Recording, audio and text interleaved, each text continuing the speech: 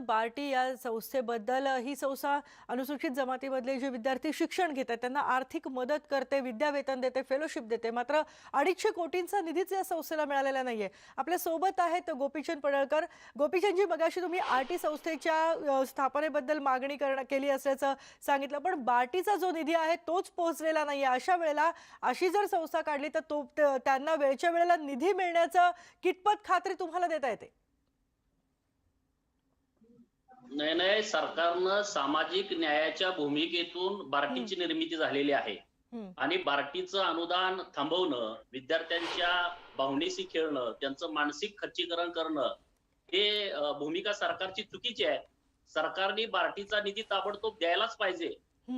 एक दिवसाचं सुद्धा त्यामध्ये उशीर करता कामा नये. मुळात त्यांना 10 महिन्याचा वेळ मिळतो आणि 6 महिने त्यांचं जर हे अनुदान मिळणार की नाही मिळणार याच्यात जर विद्यार्थ्यांचा वेळ गेला तर त्यांचं अतोनात नुकसान होतं. त्यामुळं सरकारचं खायचं दात आणि दाखवायचं दात वेगळं आहेत अशी भूमिका दिसते. बार्टीला अनुदान मिळायला पाहिजे आणि आमची जी मागणी आहे आरटीची ती स्थापना झाली पाहिजे. नुसती स्थापना होऊन कागदावरती राहता कामा नये. महाज्योती जुलै 2019 ला निर्मिती झाली आणि या सरकारनं आल्यापासून त्याच्यावरती काहीच काम केलेलं नाही आणि त्यामुळं आमची रास्त मागणी आहे, तुम्ही ही संस्था स्थापन करा आणि त्याची व्यवस्थित कार्यान्वित त्या संस्थेला करा अशी आमची मागणी आहे.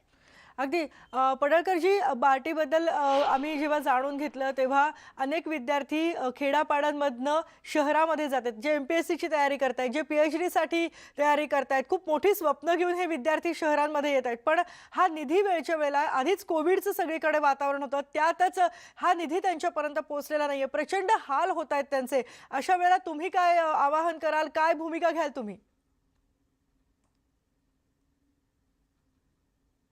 हे बघा, सरकारनं कोरोनाचं भांडवल किती दिवस करावं हे सुद्धा सरकारनं ठरवलं पाहिजे.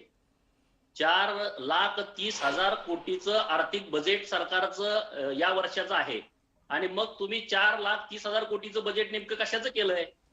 कोविडच्या बाबतीमध्ये तुम्ही राज्यातल्या लोकांना वाऱ्यावरती सोडलं. राज्यातल्या लोकांना तुम्ही म्हणावी तशी मदत केली नाही. जी मदत केली ती केंद्रानं केली हे सगळं स्पष्ट आहे. आणि असं असताना तुम्ही प्रत्येक गोष्टीवरती कोरोनाचं कारण देणं, कोरोना हे संकट फार मोठं आहे ते आम्हाला सगळ्यांना मान्य आहे, पण याच्यातून संकटातून आपण संधी शोधायला पाहिजे आणि प्रत्येक गोष्टीमध्ये कोरोना कोरोना म्हणणं ही सरकारची चूक आणि लवकरात लवकर म्हणजे ताबडतोब बार्टीचं अनुदान वर्ग करायला पाहिजे. ज्या विद्यार्थी आज ह्या सगळ्या प्रतीक्षेत आहेत अनुदानांचं त्यांना सरकारनं लगेच न्याय द्यायला पाहिजे ही आमची भूमिका आहे. अगदी धन्यवाद गोपीचंदजी आमच्याशी बोलल्याबद्दल. बार्टीच्या धर्तीवरच आरटी या संस्थेची स्थापना करावी. धनगर किंवा जे भटक्या विमुक्त समाजातले विद्यार्थी आहेत त्यांच्या शिक्षणासाठी ही संस्था स्थापन करावी आणि त्यांना प्रशिक्षण द्यावं सरकारनं, असं गोपीचंद पडळकर यांनी मागणी केलेली आहे. आपल्याला आणखीही विद्यार्थ्यांच्या प्रतिक्रिया जाणून घ्यायच्या आहेत, पण एका ब्रेक नंतर पहा फक्त न्यूज 18 लोकमत.